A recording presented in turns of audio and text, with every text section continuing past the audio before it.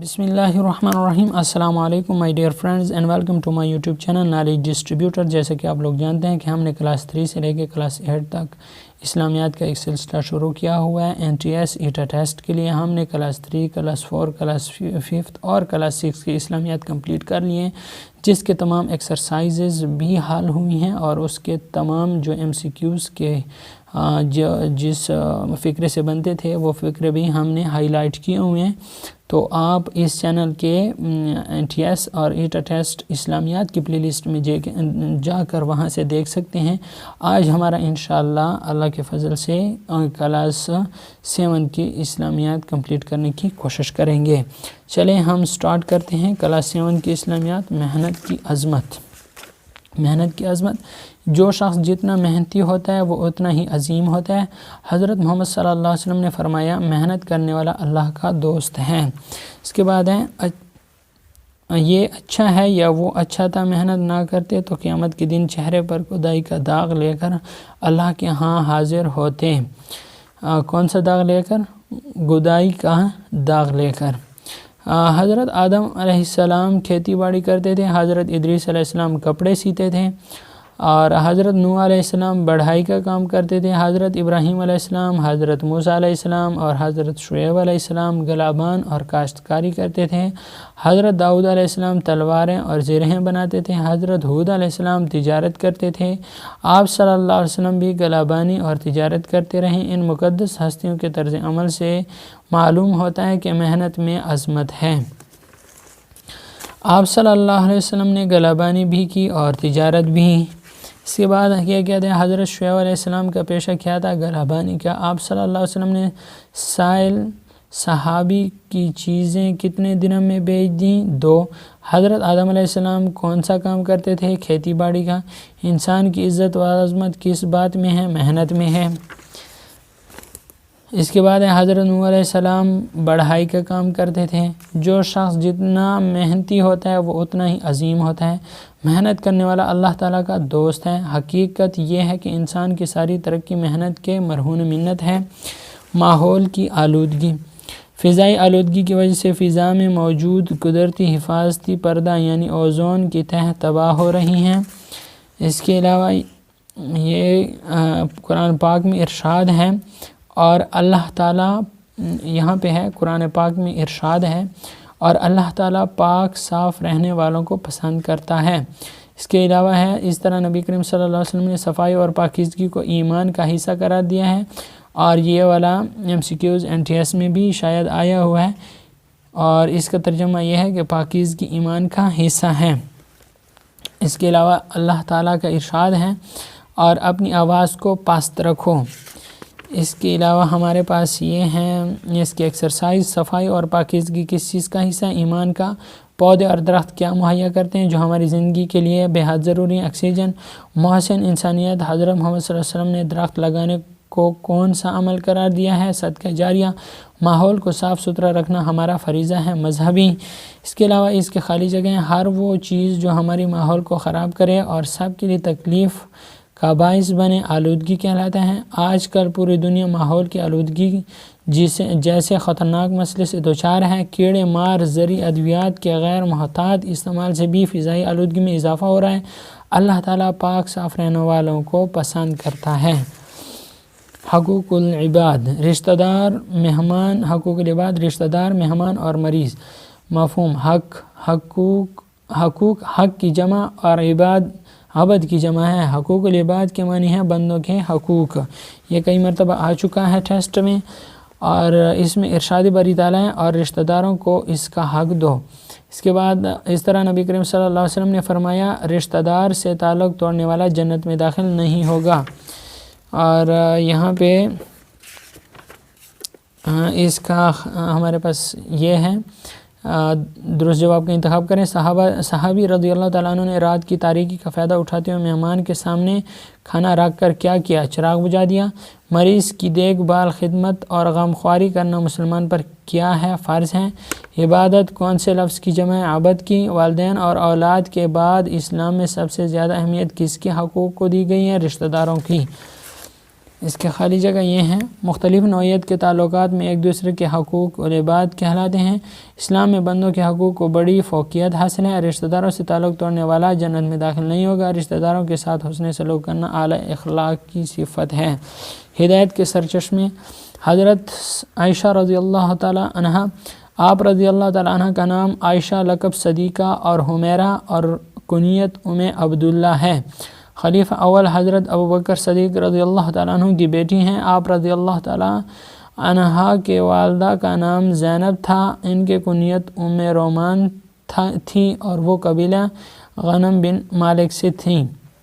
حضرت عائشہ رضی اللہ تعالیٰ عنہ بعثت نبوی کے 4 برس بعد شوال کے مہینے میں پیدا ہوئیں۔ حضرت ابوبکر صدیق رضی اللہ تعالیٰ عنہ نے حضرت خولہ بنت حکیم کے ذریعے سے آپ رضی اللہ تعالیٰ عنہ کا عقد نکاح رسول اللہ صلی اللہ علیہ وسلم سے طے کرایا، 500 درہم مہر قرار پایا۔ یہ نبوت کے 10ویں سال کا واقعہ ہے۔ یہ نکاح اسلام کی سادگی کی حقیقی تصویر تھی۔ جہاد میں شرکت، آپ رضی اللہ تعالیٰ عنہ نے غزوہ احد اور غزوہ بنو مستلق میں شرکت کی۔ صحیح بخاری میں حضرت انس رضی اللہ تعالیٰ عنہ سے روایت ہے کہ میں نے حضرت عائشہ رضی اللہ تعالیٰ عنہ اور حضرت سلمہ رضی اللہ تعالیٰ عنہ کو دیکھا کہ وہ مشک بھر بھر کر لاتی تھیں اور زخمی کو پانی پلاتی تھیں۔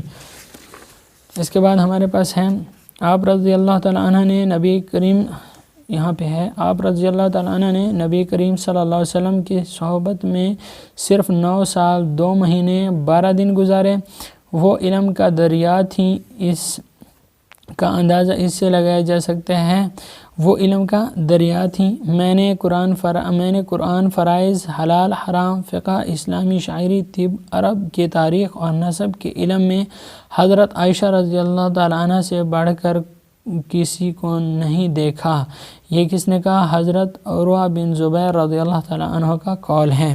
اس کے بعد ہے کہ ایک مرتبہ کاتب وحی حضرت امیر معاویہ رضی اللہ تعالیٰ عنہ نے ان کی خدمت میں 1,00,000 درہم بھیجے تو شام ہوتے ہوتے سب خیرات کر دیے۔ کس نے بھیجے؟ ایک مرتبہ کاتب وحی حضرت امیر معاویہ نے، ٹھیک ہے۔ اس کے بعد ہے حضرت امیر معاویہ رضی اللہ تعالیٰ عنہ کا آخر زمانہ خلافت تھا کہ رمضان میں حضرت عائشہ رضی اللہ تعالیٰ عنہ نے اس دنیا سے رحلت فرمائی۔ اس وقت ان کی عمر 40 سے اوپر تھی۔ ان کی نماز جنازہ حضرت ابو ہریرہ رضی اللہ تعالیٰ عنہ نے پڑھائی، جو کہ اس وقت مروان بن حکم کی طرف سے مدینہ کے گورنر تھے۔ حضرت عائشہ رضی اللہ تعالیٰ عنہ نے وصیت فرمائی تھی کہ میرا جنازہ رات کے وقت اٹھایا جائے اور مجھے جنت البقیع میں دفن کیا جائے، چنانچہ ایسا ہی کیا۔ اس کے بعد یہ کہتے ہیں حضرت عائشہ رضی اللہ تعالیٰ عنہ کی کنیت کیا تھی؟ عبداللہ۔ حضرت عائشہ رضی اللہ تعالیٰ عنہ کی پیدائش بعثت نبی صلی اللہ علیہ وسلم کے کتنے برس بعد ہوئی؟ 4۔ حضرت عائشہ رضی اللہ تعالیٰ عنہ نبی کریم صلی اللہ علیہ وسلم کی صحبت میں کتنی مدت تک رہیں؟ 9 سال۔ آپ رضی اللہ تعالیٰ عنہ کی تدفین کہاں ہوئی؟ جنت البقیع میں۔ حضرت عائشہ رضی اللہ تعالیٰ عنہ کے والدہ کا نام زینب تھا۔ ابوبکر صدیق رضی اللہ تعالیٰ عنہ نے حضرت خولہ بنت حکیم کے ذریعے سے آپ رضی اللہ تعالیٰ عنہ کا عقد نکاح نبی کریم صلی اللہ علیہ وسلم سے طے کرایا۔ حضرت عائشہ رضی اللہ تعالیٰ عنہ کی وفات رمضان کے مہینے میں ہوئی۔ حضرت عائشہ رضی اللہ تعالیٰ عنہ نے وصیت فرمائی تھی کہ میرا جنازہ رات کے وقت اٹھایا جائے۔ اس کے بعد حضرت فرید الدین گنج شکر رحمۃ اللہ علیہ برصغیر پاک و ہند میں اسلامی صوفیہ کرام کی کوششوں سے پھیلا۔ وہ ہمہ وقت تجدید و احیاء دین کے تدابیر سوچنے میں مصروف رہے۔ ملتان کے نزدیک کوتوال کے مقام پر پیدا ہوئے تھے۔ بابا فرید گنج شکر نسب کے لحاظ سے فاروقی ہیں۔ آپ کے والد صاحب عالم فاضل اور دیندار بزرگ تھے۔ بابا فرید گنج شکر ابھی کم سن ہی تھے کہ ان کے والد ماجد نے وفات پائی۔ ان کی تعلیم کی ساری ذمہ داری والدہ محترمہ کے سر آن پڑی۔ چنانچہ بابا فرید گنج شکر کے والدہ صاحبہ نے انہیں مزید تعلیم کے لیے ملتان بھیج دیا۔ آپ منہاج الدین کے مسجد میں زیر تعلیم تھے۔ وہ پہلے پالنسی اور پھر اجودھن یا پاک پتن میں مقیم ہو گئے۔ پاک پتن اس زمانے میں ایک اہم تجارتی مرکز تھا۔ علم و فضل، آپ عربی اور فارسی کے جید عالم تھے اور صوفی شاعر بھی تھے۔ بابا فرید 93 سال کی عمر کے پا کر 1266 عیسوی میں وفات پا گئے۔ انہوں نے خود ہی کہا تھا دیوار پر اگا درخت کب تک حوصلہ مند رہے گا، کچے برتن میں کب تک پانی سنبھالا جا سکتا ہے۔ اس کے بعد ہے بابا فرید گنج شکر کا نسب کیا تھا؟ بابا فرید گنج شکر کا نسب کیا ہے؟ فاروقی۔ آپ کی تعلیم و تربیت کس نے کی؟ والدہ نے۔ آپ کے والد کیا تھے؟ عالم دین۔ وفات کے وقت آپ کی عمر کتنی تھی؟ 93 برس۔ اس کے بعد ہے آپ پاک و ہند میں اسلام صوفیہ کرام کی کوششوں سے پھیلا۔ بابا فرید گنج شکر صوفی شاعر بھی تھے۔ آپ کی وفات سن 1266 عیسوی میں ہوئی۔ پاک پتن اس زمانے میں ایک اہم تجارتی مرکز تھا۔ صلاح الدین ایوبی۔ سلطان صلاح الدین ایوبی سلطنت کے بانی تھے۔ وہ نہ صرف تاریخ اسلام بلکہ تاریخ عالم کے مشہور فاتحین حکمرانوں میں سے ہیں۔ وہ 1138 عیسوی میں عراق کے شہر تکریت میں پیدا ہوئے۔ ان کے زیر قیادت ایوبی سلطنت نے مصر و شام، یمن و عراق و حجاز اور دیار باکر پر حکومت کی۔ صلاح الدین کو فاتح بیت المقدس کہا جاتا ہے، جنہوں نے 1187 عیسوی میں یورپ کی متحدہ افواج کو عبرتناک شکست دی۔ سلطان صلاح الدین نسلاً کرد تھے۔ شروع میں وہ سلطان نور الدین زنگی کے یہاں ایک فوجی افسر تھے۔ مصر فتح ہو جانے کے بعد صلاح الدین کو 1169 عیسوی میں مصر کا حاکم مقرر کر دیا گیا۔ مصر کے بعد صلاح الدین نے 1182 عیسوی تک شام، موصل، حلب وغیرہ فتح کر کے اپنے سلطنت میں شامل کر لیا۔ اس دوران صلیبی سردار رینالڈ کے ساتھ 4 سالہ معاہدہ صلح ہو چکا تھا۔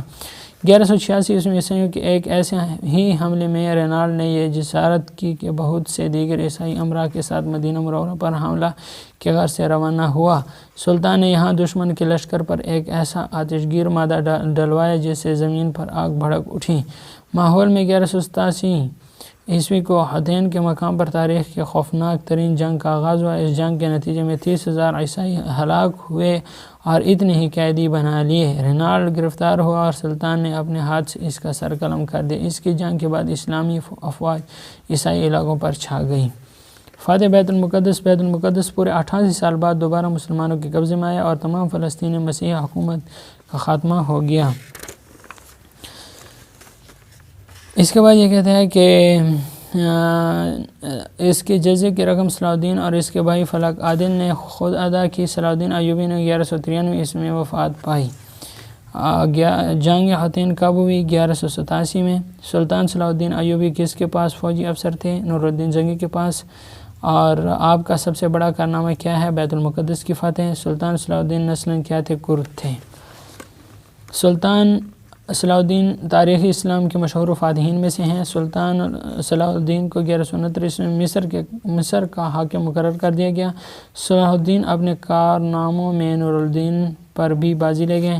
بیت المقدس پورے 88 سال بعد دوبارہ مسلمانوں کے قبضے میں آیا۔ علامہ ابن خلدون 1 رمضان 732 ہجری کو تیونس کے معروف سیاستدان، مورخ اور ماہر سماجیات ابن خلدون پیدا ہوئے۔ آپ کا پورا نام ابو زید عبد الرحمن ہے اور ابن خلدون کے نام سے شہرت پائی۔ آپ کو ولی تیونس کے دربار میں ایک کاتب کی حیثیت سے ملازمت مل گئی۔ اسے چھوڑ کر اندلس کی ریاست غرناطہ میں اقامت پذیر ہوئے۔ اس کے بعد یہ ہے کہ ان کی قابلیت اور وسیع تجربے کا شاہرہ ہوا تو تیونس کے سب سے بڑے مفتی اور فقیہ محمد بن عرفہ ان کے مخالف ہوئے۔ ان کی مخالفت کی وجہ سے ابن خلدون کو تیونس چھوڑنا پڑا۔ آپ نے سلطان سے حج کی اجازت لی اور مشرق کا رخ لیا۔ ابن خلدون پہلے مصر پہنچے۔